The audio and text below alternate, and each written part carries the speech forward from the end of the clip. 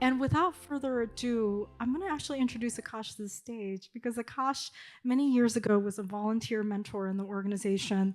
He worked with an incredible mentee named Benton Liang, who Akash will introduce tonight. And Benton will be our student alumnus speaker. So, Akash, if it's okay, I'm going to bring you up on stage tonight.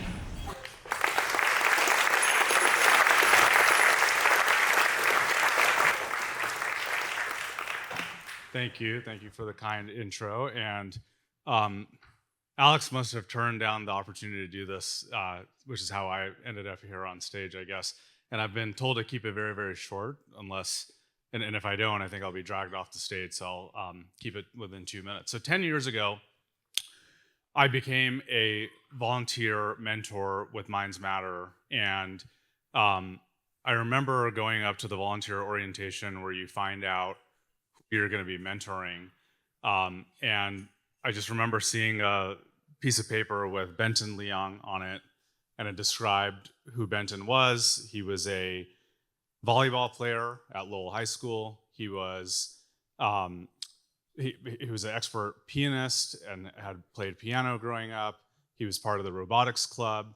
And I remember telling my mom actually that I was part of this organization and I'm mentoring this person named Benton. And she's like, maybe you should get mentored by him, you know?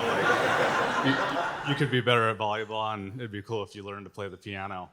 So I met Benton, and over the course of the next 2 years, my co-mentor, Jing Jing, and I mentored him. JJ mentored him on all the boring stuff, like how to get into college and how to do well on your SATs.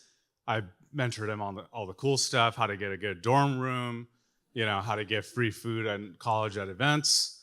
And we really saw Benton transform into an amazing young individual over the course of those 2 years. He then eventually got into a university you guys may have heard of called Harvard University. He studied there applied math and physics, two topics that like I've heard of but never really been always been too intimidated to really try, and he mastered those. And then he has been back in San Francisco since 2020 as a software engineer at Splunk, maybe another company you guys have heard of. But most impressive, and I think the thing that makes me the proudest is that there's a sense of service in Benton. He's continuing to volunteer, not just with Minds Matter, but with other organizations here in San Francisco to support his community. And he cares so much about Minds Matter that he's come back here to not only be a mentor, but I think for this school year, actually added to his responsibilities. So it's just been awesome to see that, and hard to believe that it's been 10 years, but just such an amazing story, and just couldn't be prouder of what you've been able to accomplish, and glad that I've been able to be a small part of that. So really, really a big honor to introduce Benton now, and for you guys to hear from him. Benton Leong, please.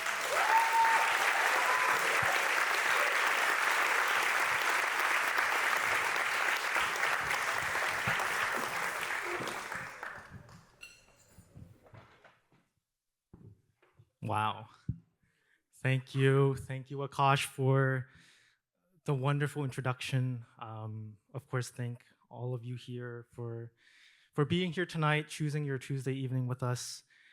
And of course, thank you to Irene for giving me this opportunity and for steering our organization through what are some really exciting times. We're growing, we're expanding. So yeah, I actually wanted to recall a conversation I had with Irene recently, where I was reflecting on the things that I've learned since coming back to Minds Matter to volunteer. And mainly I was talking about how the more I've gotten involved with Minds Matter, the more I contemplate the question of what is it that we do? And I mean that in a conceptual way, like what are our goals? What do we aim to do? For example, when someone asks me, what do you do when you volunteer on Saturdays? I find that I have a hard time encapsulating the full scope of how we serve our students in just a few sentences. I find that I'm always a little dissatisfied with the short answers that I come up with. I think of all the intangible ways that we impact our students, from maybe a student matures through their self-confidence, or how a student learns about career opportunities they've never heard of in their life. These aren't really things that we can plot on a graph or put on a table and compare from year to year. So as my responsibilities have grown, I'm also thinking about the question of what do we do from an operational side? Like how do we benchmark ourselves? What do we pick to improve on? What are all of the things that we really do? And I kind of rambled all of these thoughts out loud to Irene, and she gave me this very elegant description. And I'll paraphrase and add my own interpretation to this.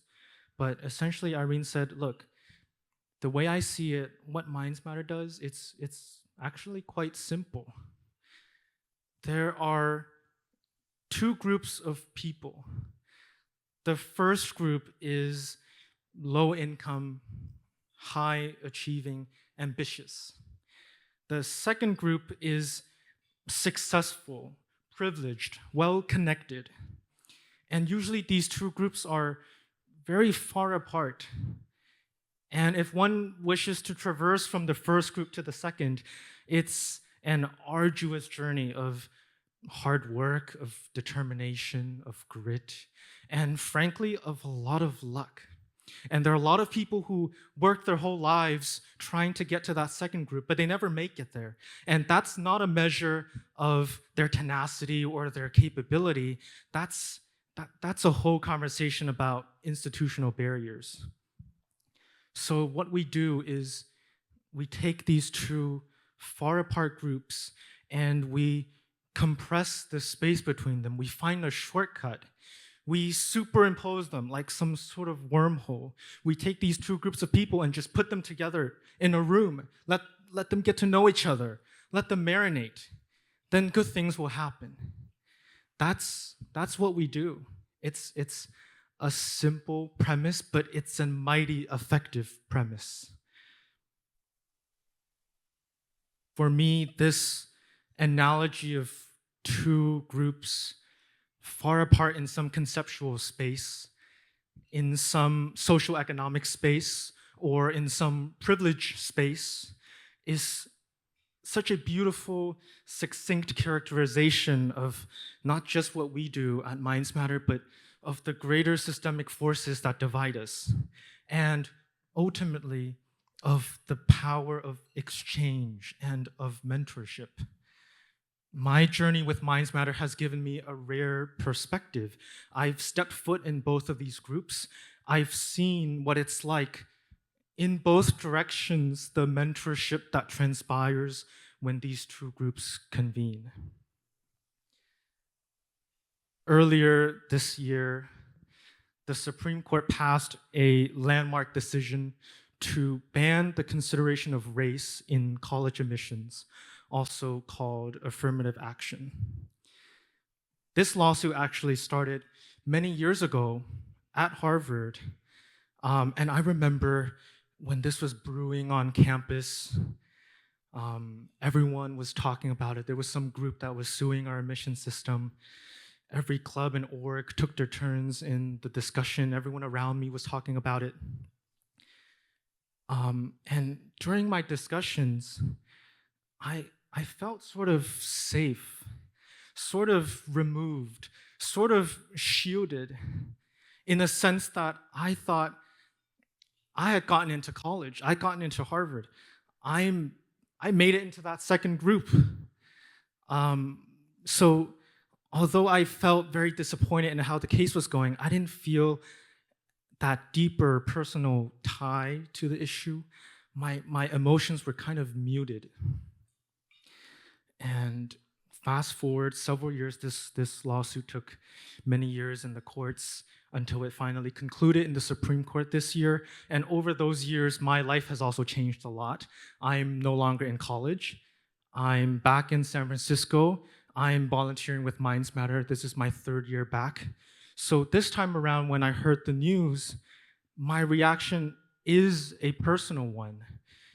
Because this time around, I have a personal connection to all of the students who will have to apply to college under this new policy. And upon reflection, to think that this was the most impactful education lawsuit of our era, and that I was literally at the epicenter of where it unfolded, but yet I still felt sort of disengaged, that was a big lesson to me, that it's easy to feel detached from an issue, to debate it at arm's length when I'm not immediately directly affected by it. It was a big lesson for me to learn to empathize and to get personal when events like this affect our community. It's also a lesson for me that Minds Matter plays this huge unspoken role in keeping me grounded, to give me a reason, to give me a personal tie, to care about current events that have to do with young adults or education or just privilege. I want to take some time to shout out our mentees who presented here today. First, there's Miriam and there's Dominic. And then, of course, there's Nicole, who is actually one of my two mentees. Nicole is a senior now. She is a great storyteller. I hope you had a chance to speak to her. She has some really great stories to tell. And maybe Nicole doesn't realize this, but when I describe this, two groups coming together to exchange mentorship, it really is an exchange. It goes both directions. I've learned so much. I'm invested in this mentorship and in this org for my own growth as well. The opportunity for me to teach and to mentor has been beyond insightful for me to evaluate how my own place in the mentorship structure has changed and how my own privilege has evolved over the years. I have one more story from college. This is one that I've told before. Throughout college, I got financial aid for all 4 years. And one of the years, the office reached out to me saying that there was one family who had donated my entire package, and that family wanted to meet me. So I set up this meeting with this couple at a coffee shop, and honestly, I had no idea what to expect. I went into it a little cynical. I was like, what's gonna happen? I'm gonna meet this rich couple. I'm gonna say thank you for your generosity. They're gonna say you're welcome, and then, what could happen? So I finally met this couple at a coffee shop, very relaxed, and they started asking me questions, like the get to know you questions. How are you doing? How are classes?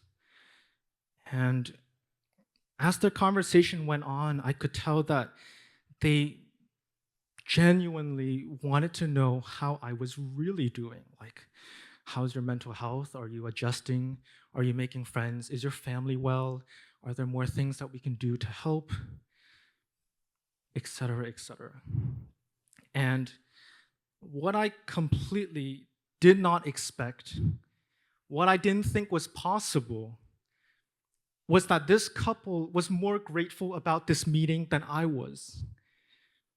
I could tell that finally getting to meet me meant the world to them.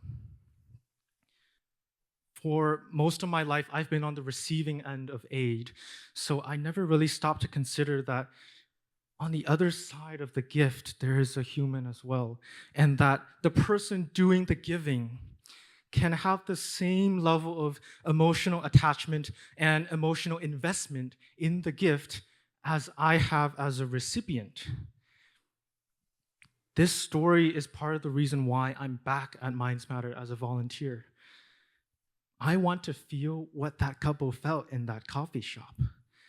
I want to feel that fulfillment in investing in someone, in staying attached to my gift. So for those of you in the audience who have given to Minds Matter in any capacity, whether you've donated to us, whether you've given us your volunteer time, whether you're part of board, I really urge you to take the chance to meet the students that you're helping. Whether you had a chance to speak to some of them tonight, or you can always come to our Saturday sessions, you can always come to our senior year graduations, but just meet one of the students that you're helping. Make it personal. Trust me, it's worth it. I want to come back one more time to this two groups far apart coming together as an allegory of what we do. My journey has given me a worldview from both sides. I spent most of my life growing up in this first group, went through Minds Matter. I spent 4 years at an extremely privileged institution, and then now I'm back as someone from the second group to get placed together with the students of today.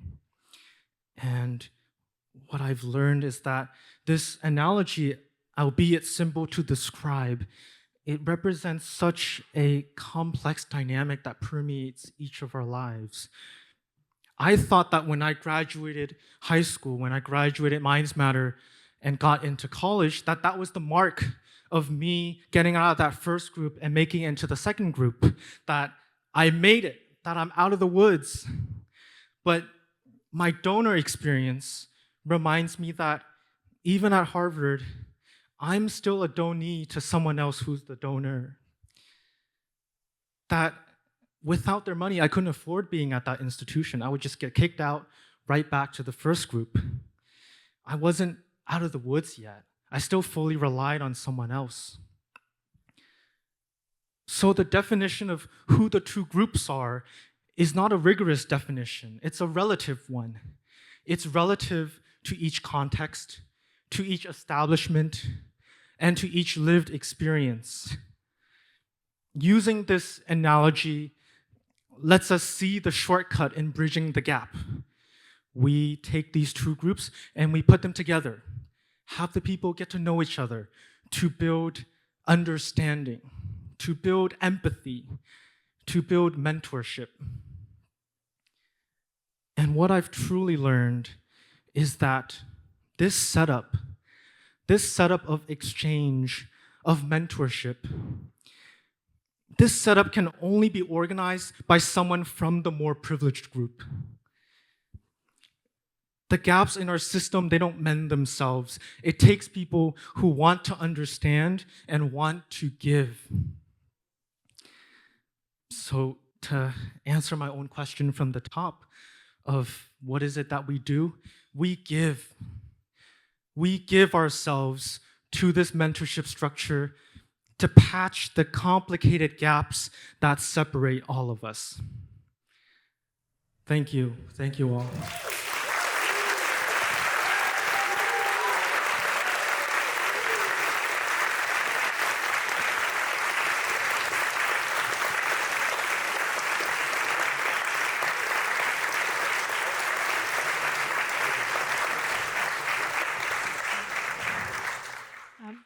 I think incredibly apropos in just a moment we're about to celebrate someone.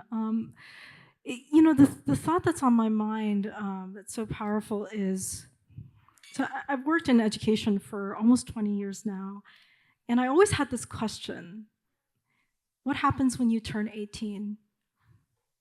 Everybody says the kids, for the kids, and we're like, great. And then what happens the minute the switch flips and you're not in the system considered a kid anymore? Do we still feel curious about your journey? Do we still want to know what else you need? Do we still want to know what else you have to offer? And I think the amazing thing that I want to highlight about Minds Matter Bay Area is just that we don't stop being curious. We don't see our kids just as like kids, oh, adult. We actually ask ourselves, who is this person?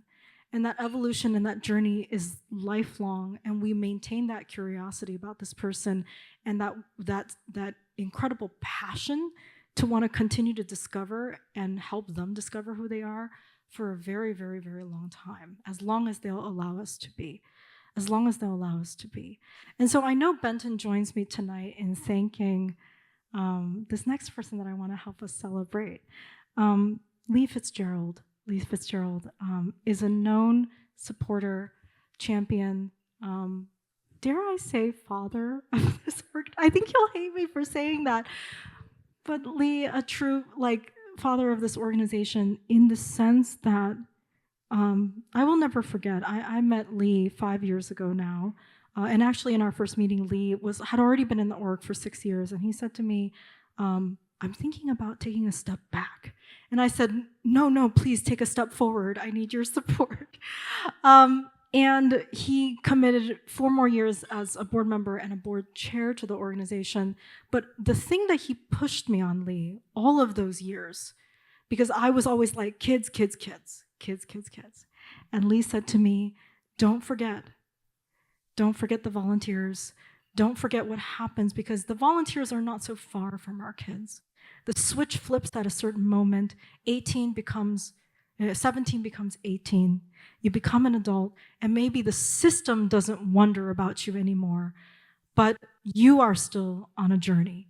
And so Lee always pushed me to say, think about that journey about that our volunteers are going through. What makes them curious? What makes them passionate? What makes them come to our organization and want to give as much as they can for as long as they can? Because that curiosity is the thing that we want to spark in our students. As we're serving them when they're in this organization, we hope that as much as they're thinking about their dreams and their journey, which we so want to support them in, we also hope that they're thinking about someone else's journey, someone else's dream, because those paths, as Benton put so beautifully, it's not a rigorous distinction between those two worlds. Everybody in this room today has a set of dreams that you're striving for, and everybody in this room today has some capacity to give and empower someone else's dreams. So, can we just thank Benton again for